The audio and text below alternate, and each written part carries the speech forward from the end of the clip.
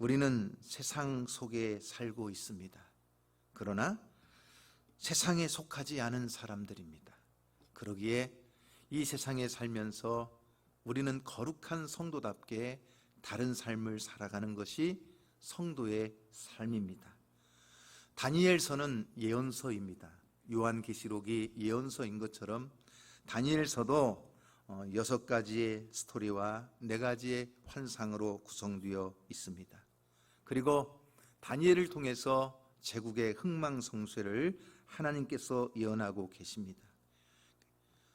죽지 않고 영원히 사는 사람이 없듯이 망하지 않고 영원한 제국이 없습니다.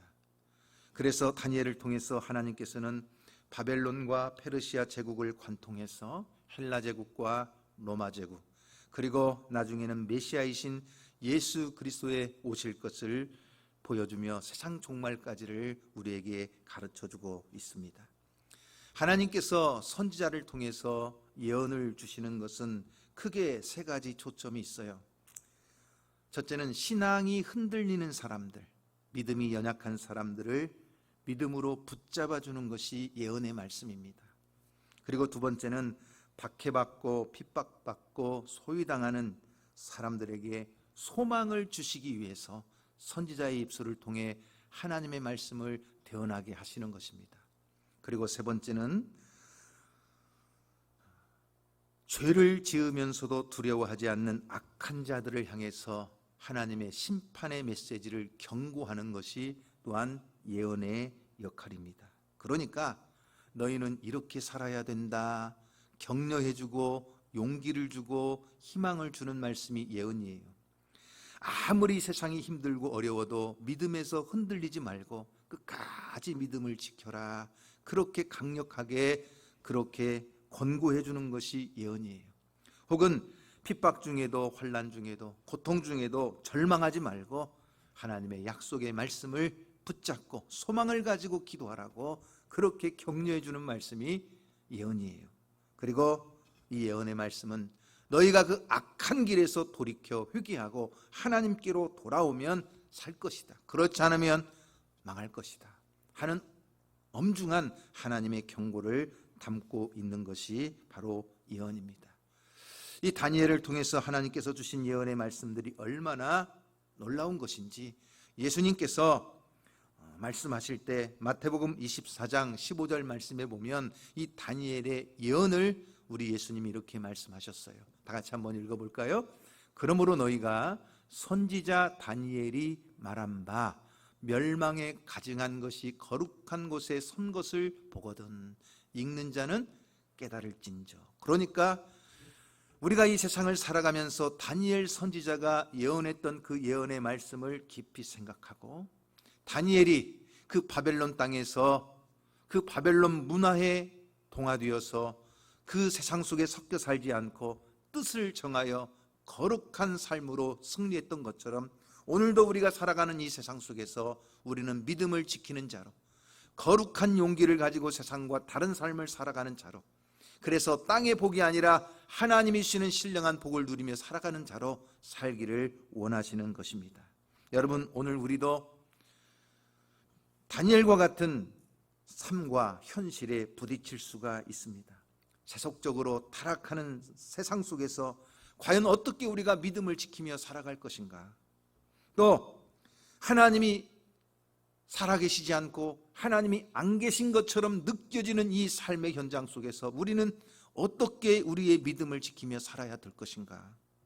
인생길이 힘들고 어려워질 때 나는 주님을 따라가는 그리스도의 제자로서 정말 어떻게 내게 주신 사명을 감당하며 그 거룩한 길을 걸어갈 것인가 하는 삶의 문제에 서게 되는 것입니다. 여러분, 오늘 우리는 이 다니엘이라고 하는 인물을 보게 되는데 사실 다니엘은 15살 전후의 나이, 우리식으로 말하면 한 중학생 되겠지요. 한참 사춘기, 철 모르는 이 소년의 시대에 포로가 되어서 바벨론 땅에 끌려갔던 사람입니다. 여러분, 오늘 1장 1절 말씀에 보면 이렇게 나오죠. 한번 다 같이 읽어볼까요? 1장 1절 유다왕 여호야김이 다스린 지 3년 되는 해에 바벨론 왕 느부갓네살이 예루살렘에 이르러 성을 에워쌌어요. 이것이 무슨 이야기냐면 고대 전쟁사에 아주 유명한 전쟁이 하나 있었는데 그 전쟁을 갈그미스 전투라고 합니다. 이 전쟁은 바벨론과 이집트가 서로 패권을 두고 싸우는 전쟁이었습니다. 그리고 이 전쟁에서 바벨론이 승리했습니다. 그리고 이집트가 패하게 됩니다. 그래서 에레미야 선지자는 애굽을 의지하지 말고 애굽으로도 내려가지 말고 하나님만 의지하고 바벨론에게 항복하라고 계속 남유다 백성들을 향하여 설득했던 것입니다. 그런데 이 남유다는 여전히 애굽과 친하게 지내려고 하고 애굽을 의지하려고 하다 보니까 바벨론 느부갓네살 왕은 이 갈그미스 전투에서 승리한 후에 바로 유다를 공격해 오는 것입니다. 그리고 이 남유다 왕국에서 왕족과 귀족들을 바벨론의 포로로 끌고 가는데 이때가 1차 포로라고 합니다. 바로 이 1차 포로 때에 끌려간 사람들 중에 누가 있었느냐? 다니엘과 그 세 친구들이 바로 이 1차 포로 때 바벨론에 끌려간 사람들입니다. 자, 그리고 우리가 또 한 가지 보게 되면 3절 말씀을 다 같이 한번 볼까요? 3절 말씀에 보면 이렇게 나옵니다. 왕이 환관장 아스부나스에게 말하여 하는 말로 시작됩니다. 여러분, 이 말씀이 의미하는 바가 뭘까요? 왕이 환관장 아스부나스에게 말하여 하는 이 말에 담고 있는 의미가 있어요. 다시 말하면 다니엘은 소년의 몸으로 끌려가서 남자로서의 기능이 거세당하여 쉽게 얘기하면 넷이 환관이 된 것입니다. 그래서 여러분, 우리가 다니엘서를 읽어보면 다니엘의 가족 이야기가 전혀 나오지 않습니다. 아내도 없습니다. 자식도 없습니다. 이유가 뭘까요? 바벨론 왕궁에 거하기 위해서 거세를 당하고 환관이 되었던 것입니다. 실제로 이 말씀은 이사야 선지자를 통해서 히스기야 때에 하나님께서 예언으로 주신 말씀이었어요. 특별히 이사야 39장 6절 7절 말씀을 한번 보시면 이사야 선지자가 일찍이 이렇게 예언을 했던 것입니다. 다 같이 한번 읽어볼까요? 보라, 날이 이르리니 내 집에 있는 모든 소유와 내 조상들이 오늘까지 쌓아둔 것이 모두 바벨론으로 옮긴 바 되고 남을 것이 없으리라. 여호와의 말이니라. 그러면서 그 다음에는요, 또 내게서 태어날 자손 중에서 몇이 사로잡혀 바벨론 왕궁에 환관이 되리라 하셨나이다 하니 그랬어요.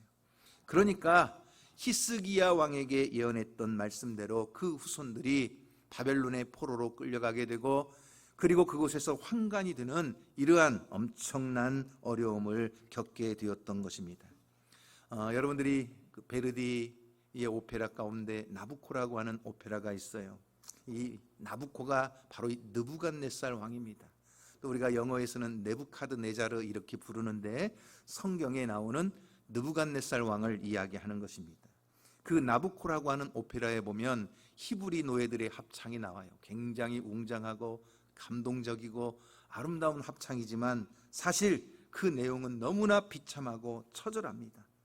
저 타국 땅에 짐승처럼 끌려가서 정말 강요당하는 삶, 자유를 박탈하고 눈물의 골짜기를 지나는 그런 비참한 삶을 사는 노예들의 합창, 자유를 갈망하는 노래입니다. 여러분, 그래서 시편 137편 1절 말씀에도 보면 바벨론의 포로에 끌려갔던 사람들이 어떻게 살았느냐 이렇게 나옵니다. 우리가 바벨론의 여러 강변 거기에 앉아서 어떻게 했어요?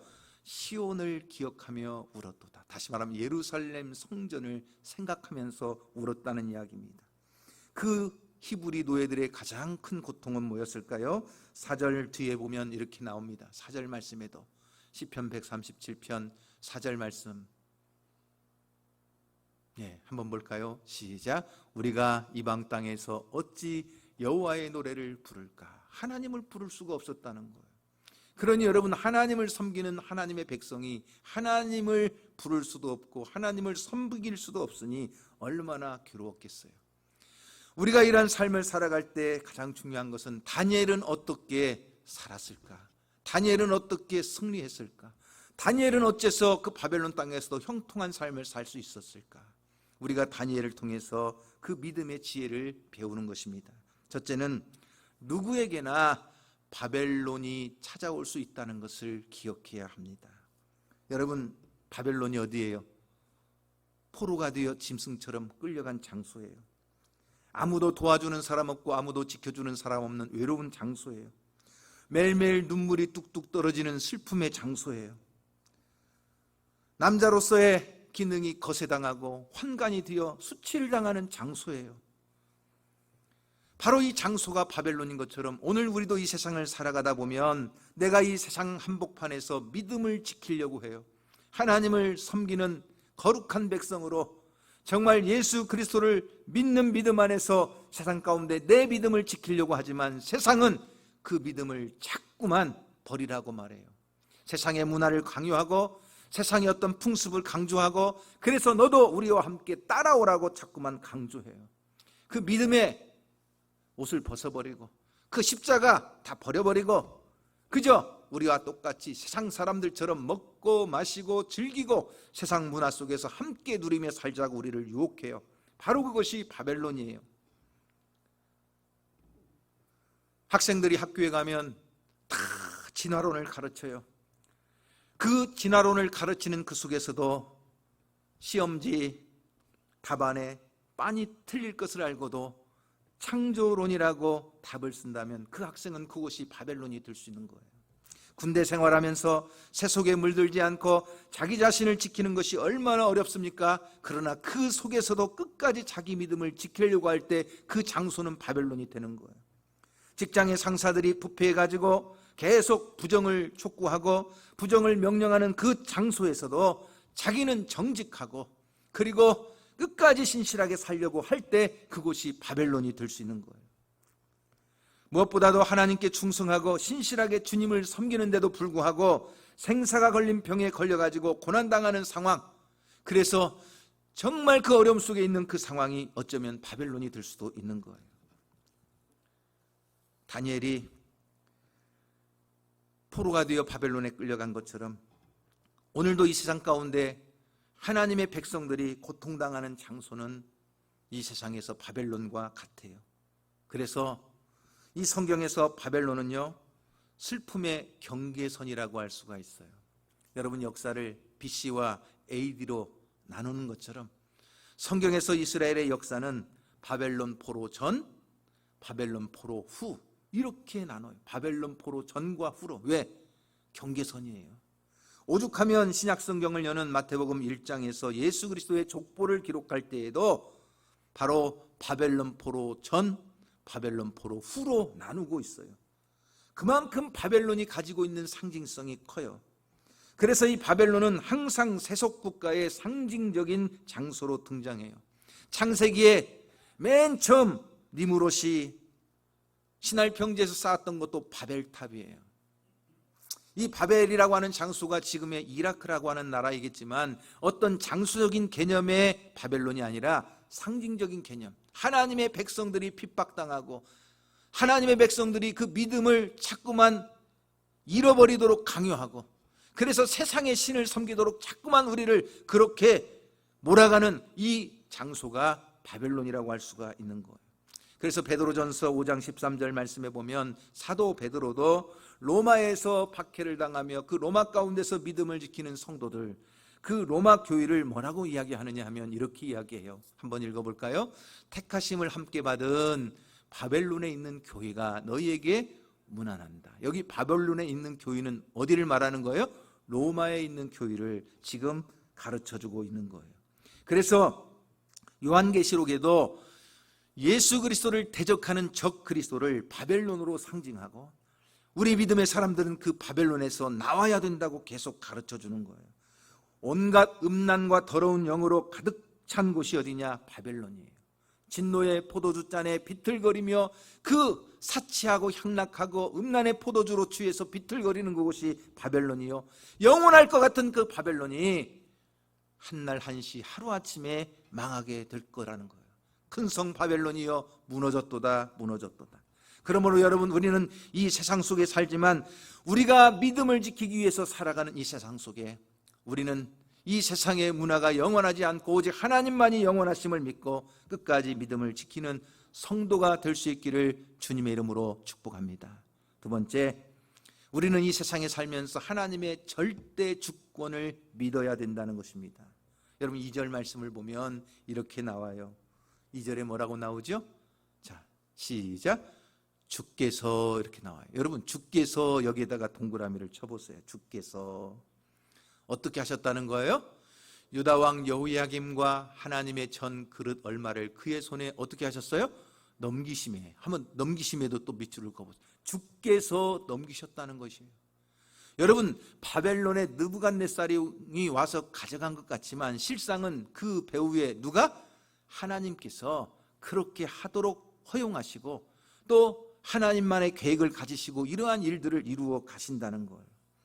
여러분, 하나님의 주권 속에 모든 제국의 흥망성쇠, 인간의 생사화복이 하나님의 손에 있다는 것을 믿으시기를 바랍니다.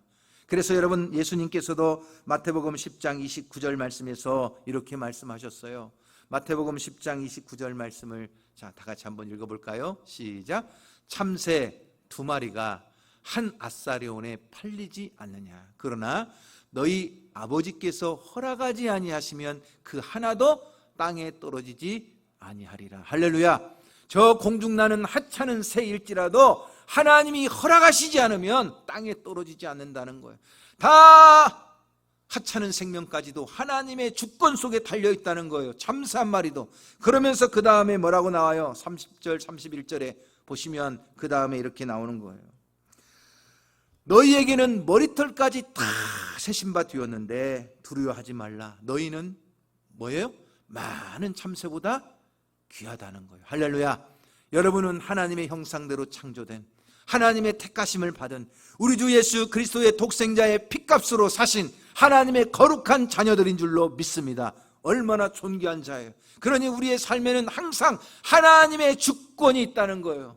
내가 때로는 실패하고 때로는 내가 넘어지고 때로는 내가 정말 금방 망할 것처럼 그런 환난과 극심한 고통에 빠진다 할지라도 그 속에 하나님의 선한 계획이 있다는 거예요. 그래서 하나님이 합력하여 선을 이루어 가시는 줄로 믿습니다. 이 하나님의 절대 주권 속에 있음을 믿고 오늘도 내가 무슨 일을 만날지라도 형통한 날에는 기뻐하고 곤고한 날에는 자기 자신을 뒤돌아보며 하나님 앞에 기도하고 하나님의 임재와 역사하심을 경험하는 성도가 되기를 주님의 이름으로 축원합니다. 그러기에 다니엘과 똑같은 시대에 바벨론의 포로에 끌려갔던 선지자가 또 한 사람 있어요. 그 사람이 누구냐? 에스겔이라고 하는 선지자예요. 바벨론의 다니엘은 1차 포로에 끌려갔다면 에스겔은요 2차 포로 때 바벨론에 끌려갔어요. 에스겔도 25살의 아주 젊은 청년의 나이 때 바벨론에 끌려갔어요. 그러니 얼마나 눈물의 골짜기, 매일매일 그발강가에 나가서 하나님 앞에 그렇게 눈물을 지내던 어느 날 30살이 되었을 때, 다시 말하면 바벨론에 끌려간 지 5년이 지난 어느 날 그 바벨론 땅에서 하늘이 열리는 거예요. 그리고 하나님의 영광과 신비한 그의 보좌와 형상을 하나님이 보여주시고 에스겔에게 놀라운 하나님의 비밀을 가르쳐 주시는 거예요. 그리고 에스겔이 보았던 그 놀라운 환상은 장차 하나님이 이루어 가실 하나님의 놀라운 비밀을 가르쳐 주시는 거였어요. 영원히 망한 것 같고 영원히 사라질 것만 같았던 그 이스라엘의 영광과 무너져버리고 불타버린 하나님의 성전과 그리고 바벨론 땅에 와서 비참한 삶을 살아가는 그의 백성들, 그러나 하나님은 그들을 위한 놀라운 계획을 가지고 계셨다는 거예요. 그래서 에스겔에게 새로운 성전의 환상을 보여주시고 그 에스겔 선지자를 통해서 말씀하시는 것은 뭐예요? 여호와 삼마, 여호와께서 거기에 계신다는 거예요. 저 예루살렘에만 하나님이 계시고 저 성전 안에만 하나님이 임재하시는 줄 알았는데 그 바벨론 땅에도 하나님이 하늘문을 여시고 임재하셨다는 거예요. 그리고 구름 같은 무지개가 그의 환상 가운데 보여주고 하나님의 놀라운 계시를 보여주시는 거예요. 오늘 여러분들이 믿음으로 살아가려고 할 때 세상 속에서 때로는 고통을 당해요. 여러분의 믿음을 자꾸만 흔들려요. 그래서 세상의 문화를 강요해요. 요즘 코로나19와 같은 이러한 상황 속에서는 정말 우리가 예배도 마음껏 못하고 찬송도 마음껏 못하고 통성기도도 하지 말라고 그러고, 그리고 매 주일이나 수요일만 되면 시청에서 공무원들이 나와가지고 예배를 드리나 안 드리나, 방역지침을 잘 지키나 안 지키나, 명부를 작성했나 안 했나 계속 하면서 어쩌면 우리가 정말 예배를 마음껏 자유롭게 드릴 수 없는 시대가 되었어요. 어쩌면 지금이 바벨론의 상황이라고 할 수가 있어요. 그러나 여러분, 때로는 이렇게 답답하고 때로는 부자연스럽고 때로는 무엇인가 그렇게 억압받는 것 같지만, 그러나 그 바벨론 땅에 하늘문을 여시고 하나님이 임재하사 에스겔 가운데 보여주시고 다니엘 가운데 역사하신 것처럼 오늘도 이러한 어려운 바벨론과 같은 상황 속에서도 하나님은 역사하시고 우리 안에 임재하시는 줄로 믿으시기를 바랍니다. 그래서 여러분, 에스겔 1장 28절 말씀을 보시면 이런 놀라운 말씀이 나와요. 한번 다 같이 읽어볼까요? 그 사방 광채의 모양은 비오는 날 구름에 있는 무지개 같으니 이는 여호와의 영광의 형상의 모양이라. 내가 보고 엎드려 말씀하시는 이의 음성을 들으니라. 할렐루야. 언제 보았어요? 바벨론 포로에 끌려가서. 어디서 보았어요? 바벨론 땅에서. 그러므로 여러분, 오늘 여러분들이 서 있는 그 땅, 여러분이 살아가고 있는 그 삶의 현장 속에서 거룩한 믿음을 지키며 살아갈 때 하나님은 그곳에 임재하시고 그곳에서 역사하여 주실 줄로 믿습니다. 세 번째, 그러기에 우리는 거룩한 용기를 가지고 살아야 된다는 거예요. 여러분, 오늘 6절 7절 말씀을 보면 참 놀라운 말씀이 나와요. 어떤 말씀이죠?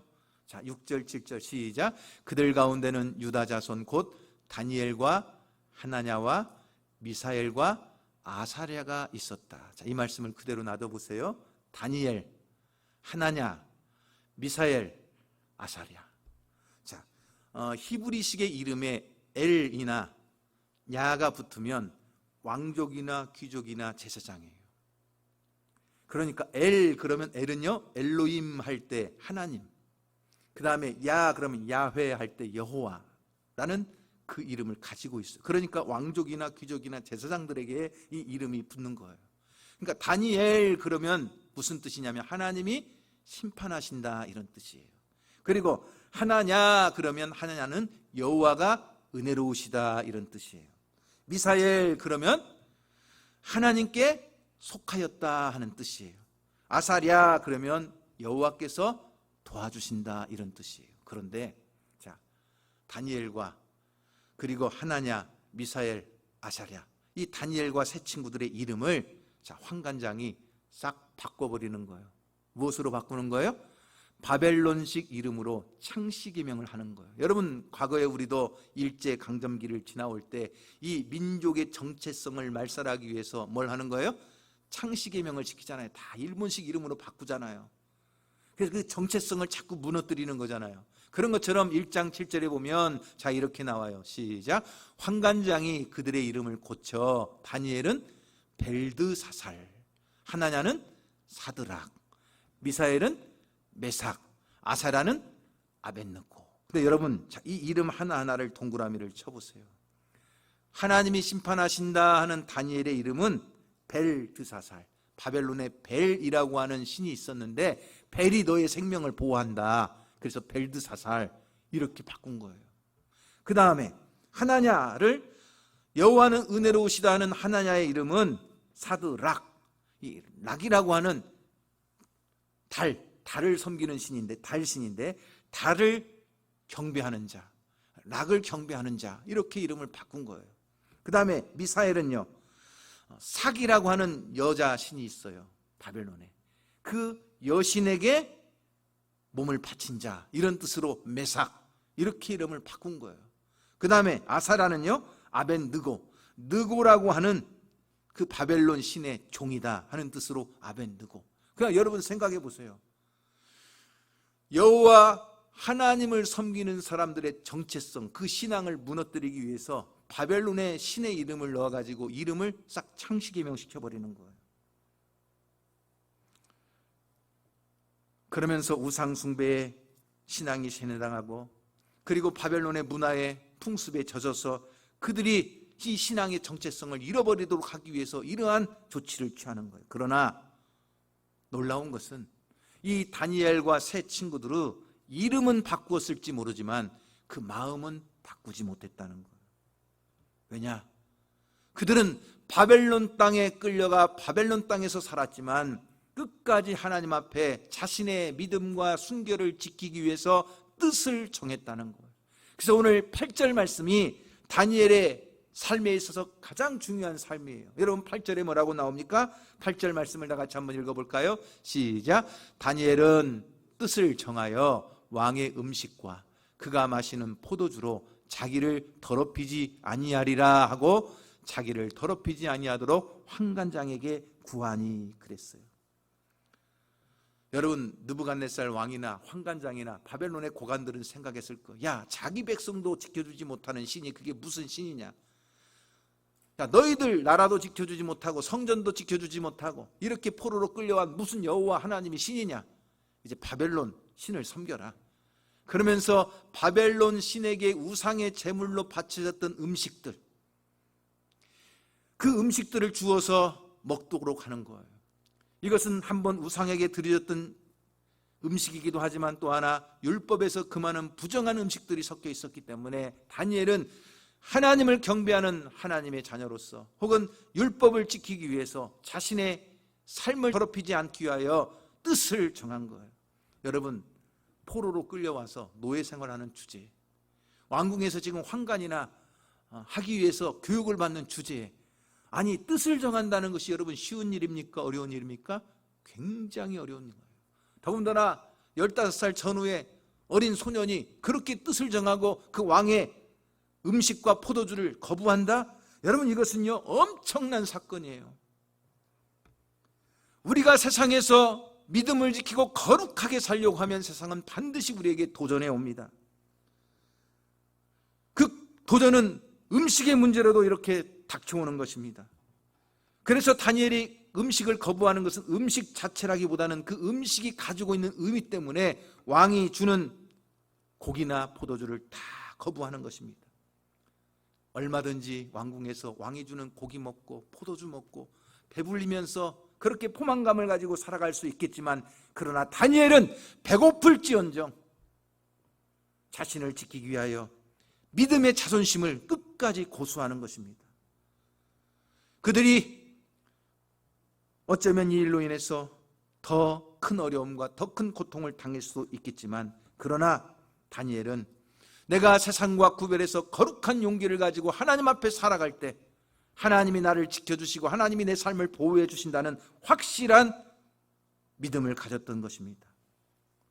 사랑하는 성도 여러분, 오늘 우리가 점점 그리스도인으로 산다는 것이 어쩌면 세상에서 사람들에게 손가락질 당하고, 참 그리스도인으로 살아간다는 것이, 주일날 교회 나가는 것이 어쩌면 이제는 세상 사람들에게 따가운 눈총을 받는 시대가 되었을지 모릅니다.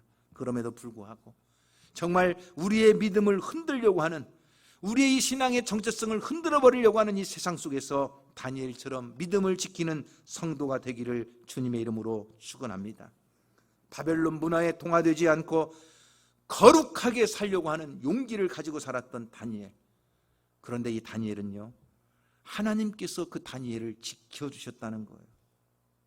바벨론이 매혹적인 음료로 가장하고 다가와서 금잔의 포도주로 살찐 고기로 주어서 먹게 할지라도 그 세상의 짜릿함에 자기 자신을 던지는 것이 아니라 하나님 앞에서 거룩한 순결을 지키기 위하여 자기 자신을 드렸다는 것입니다. 사단이 교묘한 방법으로 찾아와서 에덴 동산의 선악과를 따먹으라고 할 때 보암직도 하고 먹음직도 하고 탐스럽기도 하지만, 그러나 그것을 거절할 수 있는 것이 믿음입니다. 오늘 이 시대에, 오늘 우리에게는 수많은 영적 유혹들이 찾아와요. 그럴 때마다 다니엘을 기억하면서 뜻을 정하고 거룩한 삶으로 하나님 앞에 나아가며 헌신할 수 있는 저와 여러분이 될 수 있기를 주님의 이름으로 축원합니다. 그러면 그 왕의 고기와 그리고 포도주를 거절한 결과 다니엘은 어떻게 됐을까요? 죽었을까요? 여러분 1장 21절 말씀에 보면 이렇게 나옵니다. 1장 21절 말씀에 다 같이 보실까요? 시작. 다니엘은 고레스 왕 원년까지 있으니라. 이 말이 뭐예요? 바벨론이 망하고 페르시아 제국이 세워진 그 고레스 왕 원년까지 다니엘은 여전히 건재했다는 거예요. 여러분 더 구체적인 말씀이 6장 28절에 나오는데, 자 6장 28절로 가셔서 한번 찾아보시면, 그렇게 뜻을 정하고 자신을 더럽히지 않으려고 그 바벨론 속에서 몸부림치며 거룩한 용기를 가졌던 다니엘을 하나님은 어떻게 하셨을까?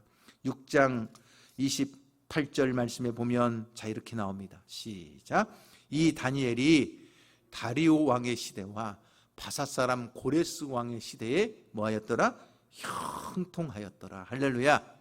하나님 앞에 뜻을 정하고 믿음의 정체성을 끝까지 지키며 거룩하게 살려고 하는 자들을 하나님이 지켜주시고 하나님이 역사해 주실 줄로 믿습니다.